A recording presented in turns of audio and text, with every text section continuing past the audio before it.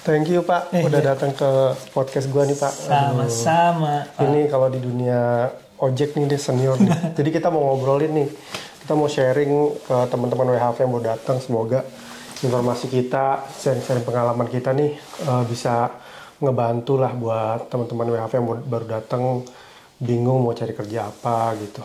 Nah, kita kan ada sedikit banyak pengalaman lah di dunia. Jangan bilang di dunia, kayaknya luas banget gitu. Ngojol lah di sini ya. Iya, ojol lah ya, ojek. Ojek online. Ojek online. Kalau di Indo mungkin kayak Gojek, GrabFood gitu kan. GrabFood, Shopee Food, nganter-nganter makanan. Nah, di Australia juga ada kayak Menulog, Uber. Iya. Kalau Uber dulu di Indo juga pernah ada ya. Uber dulu ada. DoorDash juga di sini. DoorDash. Nah, kita mau bandingin nih kalau di Indo kan, lu pernah ngojek nggak sih di Indo? Pernah. Di Indo pernah. Uber, dia jaketnya nih. Oh ini Uber di Indo Uber ya? Indo. Gue pernah juga sih Uber tapi mobil. Tapi yang kita mau bahas bukan itu sekarang. Kayak pengen nganterin makanan. Sama yang nganterin makanan aja sih paling kan. Delivery food kan. Gue rasa sih teman-teman WHV yang baru datang bisa nggak sih join menurut lo? Bisa sih. Dia yang penting punya ABN ya kan. Udah, habis itu daftar deh. Tinggal nunggu. ABN tuh bikinnya susah nggak sih? Kayak online aja sih, Australian Business Number gitu. Kayak TFN ya. Kalau WHV pasti tahu lah bikin TFN. Kalau bisa bikin TFN, bikin ABN tuh kayaknya mirip-mirip nggak sih? Iya, mirip ya. Lewat online dia pasti sama-sama online, gampang lah. Tapi nunggu palingnya sekitar seminggu lah gitu. Iya, jadi Nah kalau kan tadi kita mau bahas tuh, kalau ojek online di Indo tuh udah pendapatannya per sekali delivery kan. Per delivery tuh gue kurang tahu sih, tapi setahu gue ya kalau gue lihat di Instagram gitu dari tukang-tukang ojek tuh antara 3.000 sampai 10.000 rupiah per delivery kan. Iya. Gue dulu pertama kali ngojek 2017. Uber berpenumpang itu 2.000 rupiah. 2.000 rupiah per kilometer. Gojek tuh. Uber passenger di Indo kan, di Indo kan. Wah, itu gokil sih. Tuh. Makanya di saat itu Gojeknya 5.000. Gojek 5.000 per kilometer. Nah, gue nguber. Gue mau daftar Gojek susah banget ngantrinya, Pak. Gila itu sih. Parah sih. Ketutup apa enggak tuh? Enggak tahu tuh. Kayaknya nggak worth it sih. Nggak worth it ya. Nah, yang menariknya nih di sini visa WHV tuh bisa daftar Uber atau Menulog atau DoorDash. Gue dulu pernah daftar ini guys, Uber pernah juga, cuma akun gue udah gak aktif. Jadi sekarang gue aktif di DoorDash. Nah, yang pertama kita bahas cara daftarnya. Kalau daftarnya kan yang pasti punya ABN. Jadi kalau kita gak akan bahas gimana bikin ABN-nya, yang pasti kalau kalian udah pernah bikin TFN harusnya bikin ABN bisa juga lah. Bisa sih. Ya kan? Nggak sulit sih. Nah, habis itu ini Pak, caranya gimana Pak di sini berkendara di Australia sama nggak sih sama di Indo? Sebenarnya sama. Kalau misalnya lo baru datang, kita setidaknya kan pakai SIM Indo bisa tuh ya kan? Tuh pakai SIM Indo tuh bisa tuh nilai plus. Tapi 6 bulan, cuma 6 bulan batasnya gitu. Nah setelah itu lo harus convert Pak. Harus convert ya. Ke SIM sini. Gitu. Misalnya lo tergantung daerahnya. Mau di Sydney kah, di Melbourne kah, di Queensland kah, itu punya masing-masing state itu punya SIM-nya sendiri kan. Gitu. Nanti ada tes teori sama tes praktek. Udah gitu doang sih. Bisa gitu kan sih. Oh nggak bisa. Oh bisa ya. Harus tes. Beda ya di sini ya. Lu kan kalau nih guys, lu di Indo tuh pasti gue yakin 70% lu pada ini nggak ada yang tes pasti. Bisa bayar polisi. Jangankan kalian guys, gue juga gitu di Indonesia. Bayar. Iya soalnya kita kalau bikin langsung kayak dipersulit gitu meskipun kita udah 100% bener kan. Iya. Nah itu rahasia umum lah. Itu udah rahasia umum lah. Pokoknya di sini intinya kalau kalian mau ngojek ya, siapin SIM. Ya, SIM C berarti ya. SIM C kalau buat motor. Terus sama ABN udah itu doang. ABN bikin pas di sini karena kalian harus punya nomor HP sini kan. Iya. Nah habis itu satu lagi Pak, SIM internasional lu perlu nggak bawa? Gue pakai SIM sini sih, pakai SIM Indonesia aja nggak perlu SIM internasional. Kalau mau convert bisa. Satu lagi Pak, Dia juga butuh SKCK. Oh, butuh SKCK. SKCK dari Australia atau Indonesia? Australia. Oh, jadi pas bikinnya di sini aja ya? Pas di sini. Oh, berarti kan di Indo lu cukup siapin SIM aja. SIM nggak perlu SIM internasional ya, nggak perlu ya? Nggak perlu. Jadi gue mau kasih tahu juga, gue dulu bawa SIM internasional tuh nggak worth it sama sekali. Nggak, polisi tuh gue pernah kena tilang, polisi tuh nggak mau lihat SIM internasional kita karena yang dia mau lihat tuh driver license SIM C kita doang kan. Lagian di SIM kita juga kan ada tulisan driving license. Udah itu itu sama aja. Sama aja kan. Udah bahasa Inggris gitu. Ya, jadi kalau nggak usah buang-buang duit lah buat SIM internasional. SIM internasional karena sih nggak kepake. Mungkin di negara lain kepake, tapi di sini sih sepengalaman kita sih nggak dipakai ya. Nah, habis itu, Pak ini kan kalau teman-teman WHV ini baru datang. Itu kan susah Pak beli motor ya kan, beli motor di sini gimana caranya, belinya di mana, asuransinya gimana, kira-kira gimana tuh? Kalau untuk yang baru datang sih saran saya ya nyewa sih. Sewa ya? Kayak nyewa mingguan di sini juga ada. Sekitaran kalau boleh kasih tahu ya, itu sekitaran angkanya range-nya sekitar 90 sampai 110 lah sekitar. Kalau tergantung motornya juga kali ya. Tergantung motornya. Dia rata-rata segitu sih dirupiahin per minggu. Per minggu. Oh, jadi berarti 1 bulan sekitaran kalau 4 jutaan lah ya kalau iya, 4 juta something lah, nggak akan sampai 5 juta. Tapi worth it nggak tuh? Lu sewa motor berarti seminggu 100 ya? Iya, berarti satu harinya lebih dari 100.000 rupiah kalau dirupiahin kan? Lebih dari $10 ya nggak sih? Itu worth it nggak sih? Worth it sih. Kalau menurut gue bahkan satu delivery aja bisa 5 sampai $9 satu delivery. 5 sampai $9. Tuh guys. Itu udah bisa nutup banget kan ibaratnya. Lu satu delivery aja udah ketutup tuh kan motor lu 1 hari kan sih? Iya, 1 hari. Begitu. Nah ini yang mau dibahas nanti tapi jangan kesini dulu. Ya. Nah, sewa motor, jadi kalau lu siapin duit, sewa motor gimana lah? Nyawanya ada sini banyak link ya? Banyak sih, nanti lo di grup aja bisa atau ya cari di Facebook kan banyak tuh di marketplace. Gue juga ada kenalan temen sih bisa sewa motor. Iya. Banyak juga sih sini komunitas orang Indo yang nyewa-nyewa motornya gitu. Paling mereka minta bond money kan. Iya. Udah pasti bond money itu di sini lu jangan kaget kalau mereka minta bond money itu buang jaminan. Karena mereka ngasih lu barang yang berharga dan lu harus kasih dia jaminan untuk kalau ada kenapa-napa. Karena kan kalian nggak saling kenal sama penyewa dengan yang orang yang menyewakan gitu kan. Jadi ya itu emang hal yang harus kalian siapin gitu, kayak kalian nyewa apartemen di Indonesia lah kan, kalian kasih uang jaminan 1 bulan duluan gitu, dan itu wajar, nggak usah kaget. Tapi bond money itu biasanya akan dikembalikan 100% kalau motornya tuh dalam keadaan pemakaian wajar gitu. Enggak yang motor tiba-tiba stangnya hilang atau bannya hilang pas lu balikin, itu kan pasti dia akan komplain dan dia akan ambil uang bond money kalian gitu. Jadi ya prepare aja. Dan bond money itu biasanya berapa? Bayarnya berapa? Gue sih nggak tahu ya kalau nyewa ya, bener-bener nggak tahu. Saya nggak tahu. Lu beli sendiri ya? Lu udah beli ya? Beli kebetulan beli. Jadi bener-bener nggak tahu kalau sewa sama sekali blank. Itunya berapa bond money? Tapi rata-rata mungkin ya bond money 4 minggu ya? 4 minggu biasanya kan gitu. Biasanya. Jadi kalau lu sewa 100 berarti bond money 400. Jadi total yang lu bayar pertama nih sekitar 500. Ya kan. Nah kalau beli berapa tuh? Kalau beli juga range-nya juga bervariasi, Pak. Oh, bervariasi. Antara 1.500 ya kan, 1.500, 2.000, 2.500 gitu. Tergantung motor dan tergantung tahunnya. Sama kayak di Indo harganya ya. Berarti sekitaran 15 juta sampai 20 juta. Sama aja kayak di Indo kan harga motor segitu juga kan. Cuman motor kan baru. Oh iya. Ya kan kita nyewa second. Gitu. Kalau beli itu ya, itu motor kan. Selain itu Uber kan juga pakai sepeda juga kan. Sepeda sama mobil sama itu bisa nyewa juga. Kita udah ngomong panjang lebar, tadi udah kenalan sih kita. Nama lu siapa? Oh iya, kenalan ke teman-teman. Nama gue Tanza. Ini WHV dulu kan? Gue Faisal WHV juga dulu. Sekarang udah ke student. Nah, oke. Yeah. Terus, nah ini mungkin yang teman-teman pengen banget tahu nih, penghasilannya berapa sih per delivery dulu deh, kita breakdown nih per delivery nih. Kan tadi kita udah bahas kalau di Indo, bocoran tadi ya. Kalau di Indo kan kayak lu pernah dulu Uber, cuma dulu Uber udah lama kali, 2.000 per delivery. 2.000 rupiah. 2.000 rupiah per kilometer. Per kilometer.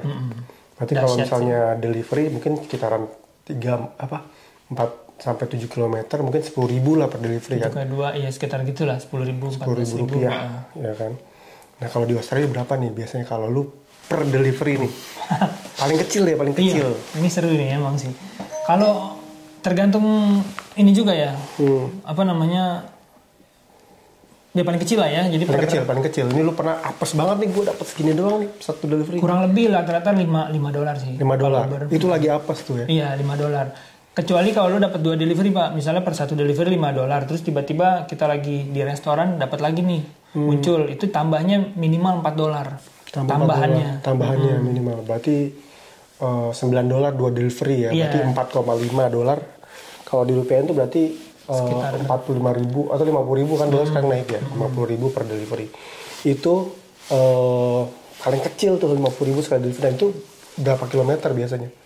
Kalau itu 2,5 kilometer.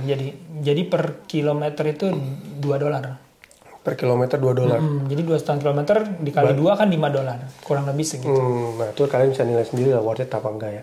Nah sekarang ini per deliverynya. Nah per jamnya kira-kira lu bisa menghasilkan berapa dolar tuh? Kan per delivery tuh nggak bakalan makan waktu 1 jam dong. Enggak, paling ya 10 kan? menit, 15 menit kan gitu. 50.000 10 menit nih misalnya. Yeah.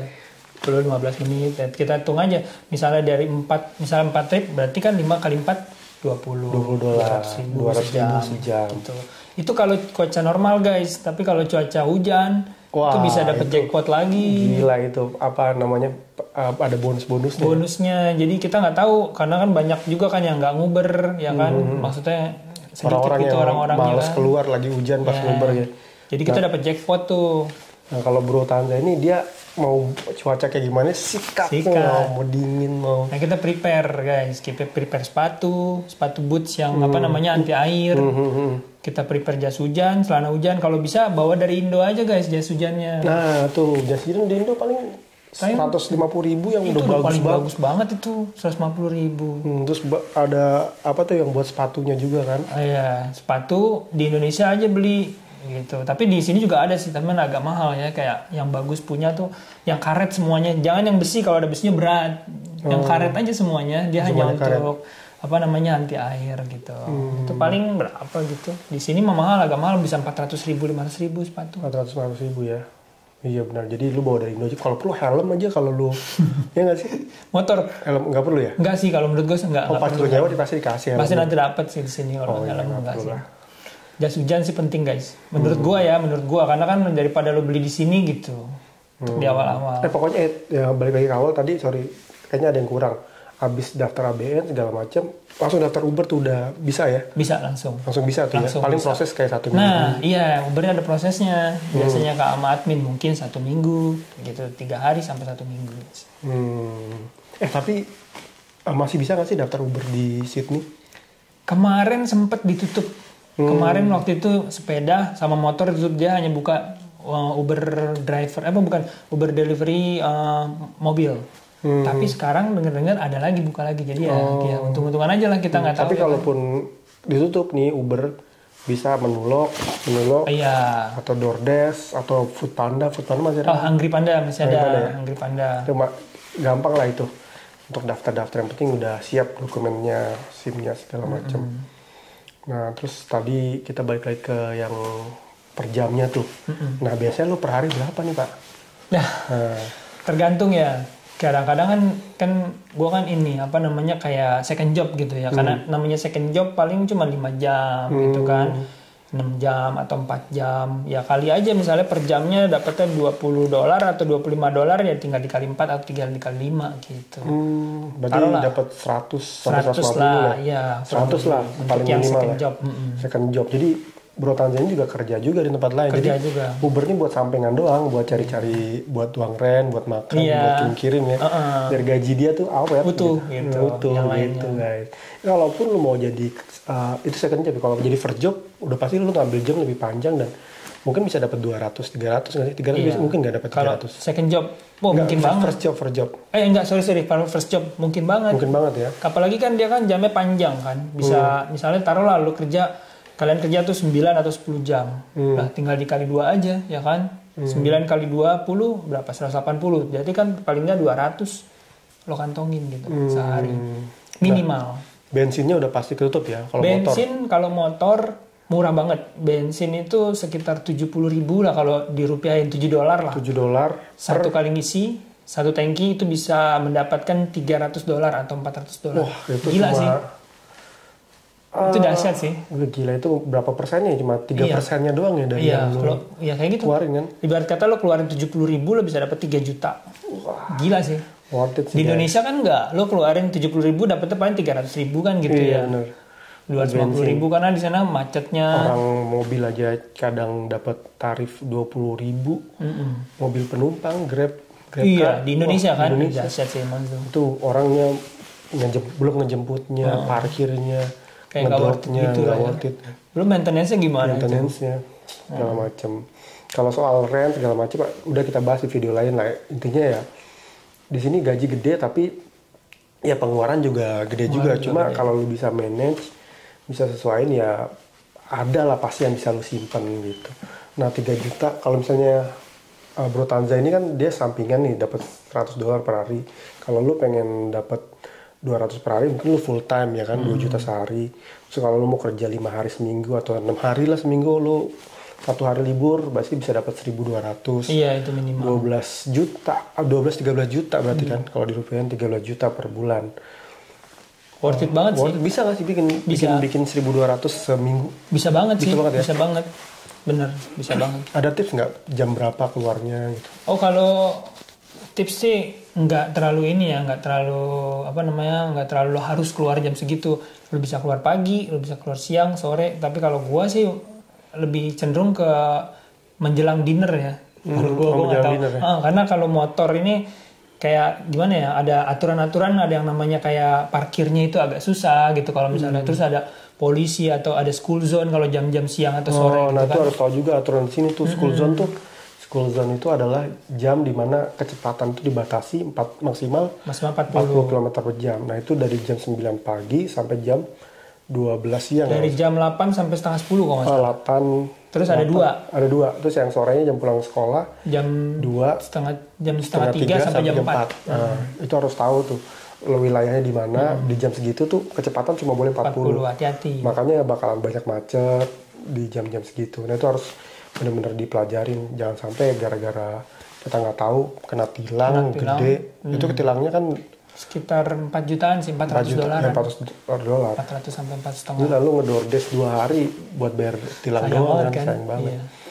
Gitu. Paling nggak hindarin aja school zone sih kalau menurut gue ya. Paling kalau lo mau nguber pagi atau siang yaitu sebelum itu atau sesudah itu gitu aja pokoknya, atau sore sesudah school zone lo ngubernya jam 4 ke atas gitu. Jam 4 ke atas ya. Nah terus kalau itu kan tadi jamnya, areanya gimana tuh? Kalau area, iya. Area kan lu nggak mungkin nguber di tempat asal-asal kan? Iya. Yang nggak ada restorannya kan?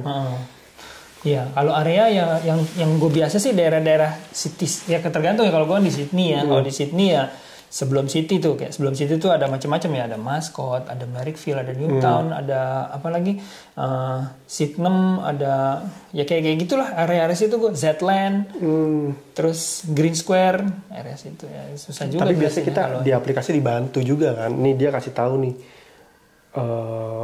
titik-titik merah yang lagi rame nih, sini lu kesini nih bakalan dapet nih, iya kan, kalau di aplikasi DoorDash kayak gitu kan, Uber gitu juga kan? Uber ya nggak sekarang nggak kayak gitu dulu ada namanya search gitu kan. Sekarang udah nggak ada. Sekarang dia biasanya kayak lo quest promotion aja, misalnya 3 kali nguber dalam sejam lo dapet ekstra berapa gitu questnya gitu, kayak gitulah. Dan dibatasin cuma 5 jam atau 4 jam. Cuma 5-4 jam. Tapi lo pernah nggak lo nggak ini Uber ini atau ojol ini jadi ojol di Australia jadi pekerjaan utama lu nggak kerja di mana gitu? Dulu iya pernah gue. Pernah. Bukan kerjaan satu. First job lu satu-satunya. Tapi first job tapi bukan berarti gue cuma satu kerjaan doang. Dia memang pekerjaan utama. Tapi gue ada lagi pekerjaan cadangan dari Uber ya, kayak cleaning gitu guys, bersih. Itu pekerjaan sampingan gue. Yang justru pekerjaan utama gue Uber pada dulu. Oh gitu dulu tuh ya. Itu lumayan juga itu gue dapat 1.000 mah dapat. 1.000 dapat seminggu. Dulu tuh. Itu dulu tuh tahun berapa tuh? Itu 2019 2020 lah. Sekitar 3-4 sekarang udah tahun pasti lalu. 2024. Sekarang nih kita lagi ngomongin di di bulan Juli 2024 itu udah tarifnya udah kencang-kencang banget ya. Bahkan lu pernah cerita ke gue lu dapat delivery $100. Iya, gue pernah. Itu nggak tahu kenapa itu guys kayak jackpot gitu. Gue nggak ngerti itu bisa dapat kayak gitu. Mungkin bisa jadi orang nolak-nolakin kali ya. Nah itu ada pengaruh juga tuh driver yang nolak-nolakin dia dapatnya kalau lu dibayar tinggi gitu. Ya kan? Gitu. Benar-benar $100 tuh berapa kilo itu? Itu apa mau gue kasih lihat dulu coba kali guys? Gue ini buat penyemangat ya guys. teman-teman WHV kan. Gila, sebentar. $100. Masih ada sih. Gue coba cek dulu ya. Kalau gue itu sih, gue kan DoorDash. Gue paling gede itu pernah dapat $60. Tapi itu gue belanja dan itu lama, 1 jam gue. Makan waktu 1 jam. Gue harus belanja. Pack and delivery itu Pack and delivery. Jadi kalau di DoorDash itu ada kita belanja di Coles. Di sini Coles tuh kayak supermarket atau kayak bukan kayak Alfamart sih ya, kayak lebih kayak Superindo gitu ya. Kita belanja Giant. Giant, kita belanja kebutuhan rumah tangga, kita deliver gitu. Nah, coba bisa gue. Oh ini nih. Wah ini guys, ini 37 menit. Ini ya, kelihatan nggak ya sih? Ditutupin ini belakang ini. Nah 37 menit, $107. Itu totalnya 21 km. Gila, ini sadis sih. Kalau gue nih paling gede sih ini. Kok 21 km? 12? 12 km doang. Dahsyat. Cuma 12 km guys. Nah, kalau mudah-mudahan aja nggak ngeblur ya. Nah, ini mantap banget ini. Dari Sweet Home ke Church Street. Ini daerah Botani. Daerah Botani. Botani dekat airport. Antarnya ke Waverly dekat-dekat Bondi. Gitu Pak. Lumayan banget. Jadi kalau misalnya jadi first job atau second job pun bisa lah bikin 8 sampai 10 juta per minggu ya kan. Kalau per bulan bisa bikin 30 sampai 40 juta ya dari ongojol ini aja. Belum lu cari kerja lain. Dan ini waktunya fleksibel kan? Fleksibel itu. Sama lah kayak di Indo. Di Indo juga kan gitu kan. Sama kayak lu Gojek. Kapanpun lu bisa online gitu. Kapan? Terus pakai Face ID segala macem. Kapanpun sih anytime. Jadi semoga obrolan kita ini jadi penyemangat teman-teman WHV bisa dapat informasi paling nggak ada kebingungan yang terjawabkan. Nah gimana sih kalau gue ngojol apa aja yang harus gue siapin, terus dapatnya berapa, worth it apa enggak, itu bisa kalian pertimbangin. Oke deh bro Tanza, thank you banget informasinya. Kalau ada yang mau kalian tanyain, kalian bisa tulis di kolom komentar, nanti gue akan sampaikan ke Bro Tanza mungkin atau gue bisa jawab apa yang bisa gue jawab. Iya, thank you bro. Sal. Ya. Makasih Sal udah ngundang. Thank you for having me. No worries. Thank you guys.